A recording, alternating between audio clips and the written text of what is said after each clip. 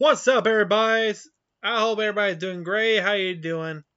So today I'll be doing a review on Scary Stories to Tell in the Dark, which was released in 2019. I hope everybody's doing fine. I know I am. But before we begin, have you subscribed? Did you like this video? If so, what are you waiting for? Are you about to be cursed and be in the book forever? By liking, subscribe to the channel in the video, you'll be safe for now. And also, as for a reminder, 98% of y'all ain't subscribed. What are you waiting for, huh? You waiting for an award or something? Hit the subscribe button so we can reach our goal again, 100,000 subscribers. That'll be doing us a favor for not just us, but also for the algorithm as well. And back to the review. So yeah, Scary Stories to Tell in the Dark is based on the 3 books by Alvin Schwartz, which, truth be told, I actually own not just the outside. I think my first books were the reprints from 2010. No, from 2011. It was in my high school days. Well, 9th grade over here is middle school. Out in the States, freshman. So yeah. Anywho, I really started reading the books. I actually liked them. Then I got my hands on the original prints. The original ones that came out in the 80s and the 90s. And oh boy, they had a lot more than the reprints. I tell you what. And those are actually good. There are a bunch of good stories here, which they're pretty good. Sorry, I ate dinner now. It's about to cough up, but I'll be okay. And besides that, cool. I also watched the documentary that came out in 2018 called Scary Stories, which about this Karen who wants to ban the books. And oh boy, there are a bunch of Karens who didn't like it. It was considered the challenge book from 2010. Nah. And a lot of people said, I don't give a shit. I like this book. I say many people who read the book had a great childhood. Period. But let's go back to the movie. The movie takes place in the 1960s. Vietnam is rolling in, takes a small town. We get a first glimpse of our first character, Ramon Rodriguez, a stranger in a strange town. Then we meet our friendly neighborhood kids. First we meet Stella, an awkward, strange teenager who mostly gets bullied because she mostly got blamed for her mother leaving her dad. Then we meet the others, Chuck and Augie. Chuck being the weird one, and Augie, well, you know. Chuck, toilet diving, taking some shit because they're going to pull a revenge prank on the bully Tommy, who's dating his sister. Literally. And yeah.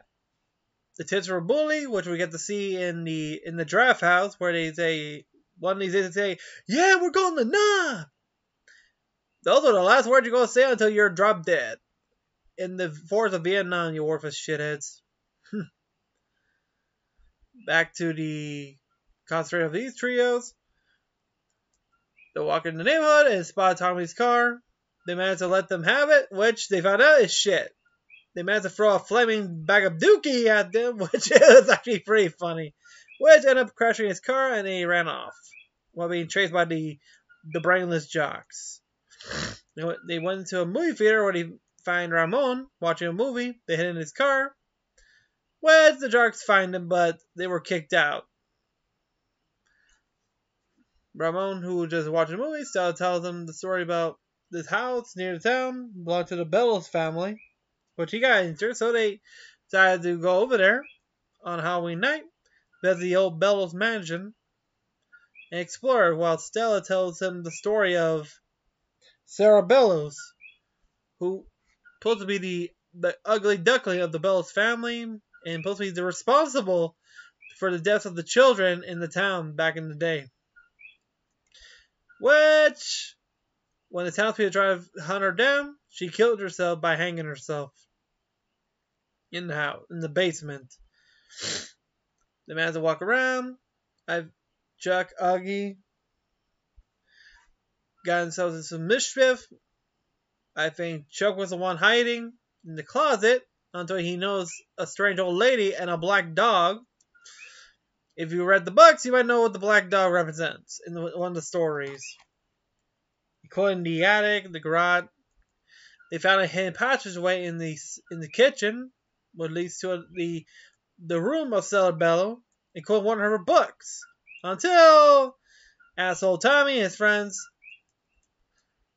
blocked the door, but I think Chuck's sister didn't like it, told him to release them. He opened the door and pushed her inside instead. Which, yeah. She ran into a bunch of cobwebs, and they trying to find one to get out until the door mysteriously opened by its own. Well, Stella managed to grab the book and tell me a story. Which, we all know what's going to happen. They managed to get out until the a-hole jocks literally totaled Ramon's car. Literally. Pissing him off since he had nowhere to get home. So Stella invites him to her house, which her dad didn't know because basically his dad's asleep. They were looking at the book, which the stories were told. Hid in the basement for a while. Then she was looking at the book, which one of the stories telling about Harold. If you don't know that story, is the Scarecrow, and it's similar to the art illustration like in the book. Okay, in the book, it was two farmers. And in the end, one of them gets skinned, and Harold just put up his skin, one of the farmer's skins, on the roof to dry. Here, on the other hand, it's different because Tommy's making fun of Harold. He manages to stab a pitchfork through him, but Harold comes to life and stabs a pitchfork to him, which turns him into a scarecrow. Yeah. I can't imagine they did the same thing like in the story. That would be pretty funny. Because, what's so funny? Because, hey, if they do something for Friday the 13th, or Texas Chainsaw Massacre, it'll be more fun. So, yeah. Okay, back to the story. After that, sorry. After that, Ramon's at the mechanics, check on the car. Then the sheriff arrived, talking to him, asking him about the disappearance about Tommy because he was the only one who had beef with him. What he did to his car. What makes him the prime suspect? It's kind of sus. Stella and Ramon went to Tommy's place, which they found the Scarecrow wearing Tommy's Letterman jacket. Then he continues to the next one, which is Augie at home making soup. Stella's checking the next story, which is the big toe, which we all know what it is. Turns out, one of her friends is next. Oh yeah. He finds a mysterious soup in his kitchen, which, when Stella tells him don't eat the soup, turns out there's a big toe in there. And I hear some strange words say, "Where's my toe?" Which we got the dead woman, which is based on the same illustration on the original book. Oh boy. Try to keep contact with him. He hides under the bed. Sees the dead woman. As he looked where she is, he gets pulled under, found her, and he's dragged into the dark abyss under his bed. They arrived at his house, moved the bed, and they found a long line of claw marks belonging to him, being dragged up to the wall. Oh boy. They knew things are getting serious. So Sarah takes the book back to the mansion. When she gets back, the book mysteriously returns back to her house. And next story is the red spot. while the others are talking about him. Well, she, Ramon, Chuck, and his sister. Well, his sister thinks it's a bunch of bullshit.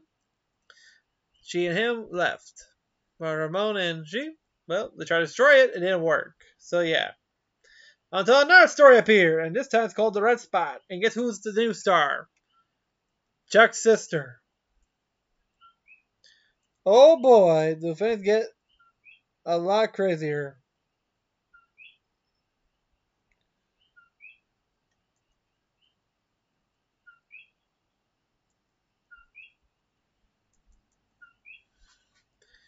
And yeah, after that, they try to find her during the school play of Bye Bye Birdie, which we don't know what it is.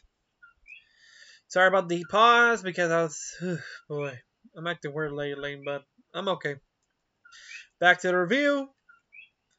After that spot was getting worse, she went to the bathroom to check it until she realized it ain't no ordinary pimple. No, it's full of baby spiders, and when she tried to pop it, peekaboo, babies come out. And oh boy, it didn't kill her. Oh no, it traumatized her into the loony bin permanently. But after that, to try to find out what's going on, so they went to the Hall of Records, learned about more about Cerebello, and realized there's only one person who know it, a woman named Lulu Baptist, who was a young servant girl of the Bellows at the time, along with her mother. They visit her, now a blind woman. Sarah knows the music box, which, yeah, she recognizes it, plays it, and plays the melody of, shit, I forgot the melody, I think, the Hirsch song. Which, oh boy. She tells him about the story of Cerebello until her daughter butts in because she started to have flashbacks until she mentioned one detail. She didn't hang herself. She didn't die in the house. She died in a mental hospital. Which, they went to the mental hospital to find out more information. They sneaked in. They found the Hall of Records, which they found an old phonograph, an actual recording of Sarah being interrogated, none other by her own brother, who was a doctor in the war there. So yeah, things got pretty weird actually. When he's trying to get her to confess that she was the criminal, bullshit. The more she keeps denying it, the more she gets shocked. Literally, shock therapy. Ouch. But yeah, until then, things get worse until I realize this ain't no recording. Oh no. It's a massive. Turns out it's actually her talking. Now. And the next person is. I think it is. Augie. No, Chuck. Chuck's the next victim. Having a weird dream about a red room, which the pale woman, which, oh boy, we've seen her. But the story of the pale woman is more different than this one. Instead of being chased, it's actually telling her not to go to a certain town, which, she did by accident. Now we got him being cornered by the pale one until he manages to get caught, she absorbs him into her body and disappears. While Sarah and Ramon are the only two watched in horror, found his pen.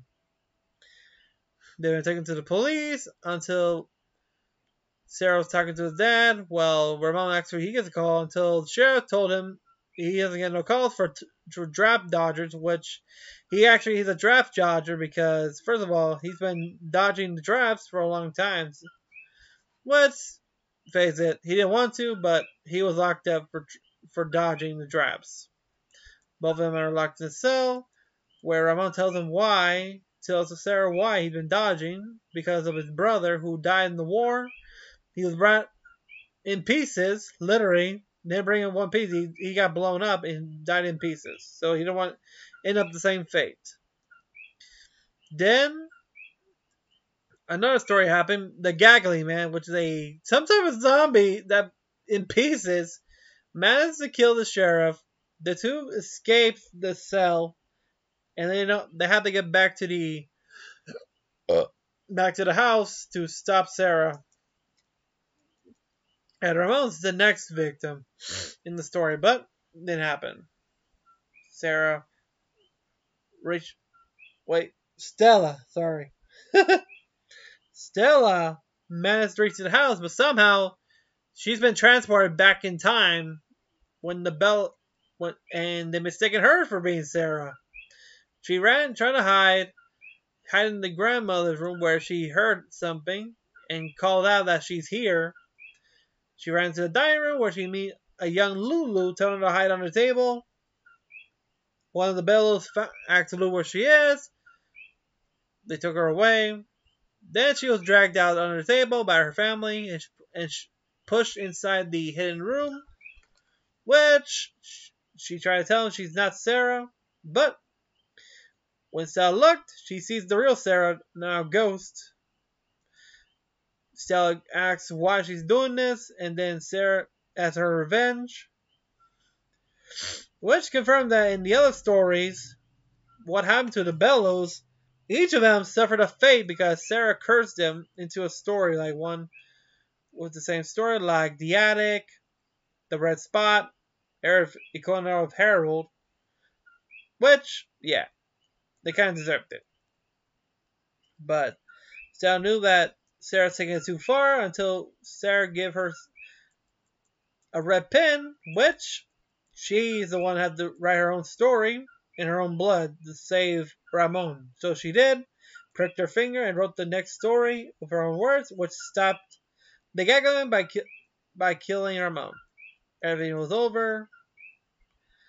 The next day, Stella managed to write a story about Sarah Bellow, the true story, at the school newspaper, where she won an award. Ramon is drafted to Vietnam. He promises to return after the war. Then it takes place in Stella, along with her dad, including Ruth, Chuck's sister, with a scar on her cheek, but like she's doing fine, on the way, and she's going to find a way how to bring back Chuck and Augie back. And that was Scary Stories to Tell in the Dark. And tell you the truth, it's better than I hoped. It's remained loyal to the stories. The monsters from the story are well scripted, based on their actual designs from the books. And yeah, I find it recommend it if you guys looking for something to watch on Halloween in October season. Hey, this is one for you.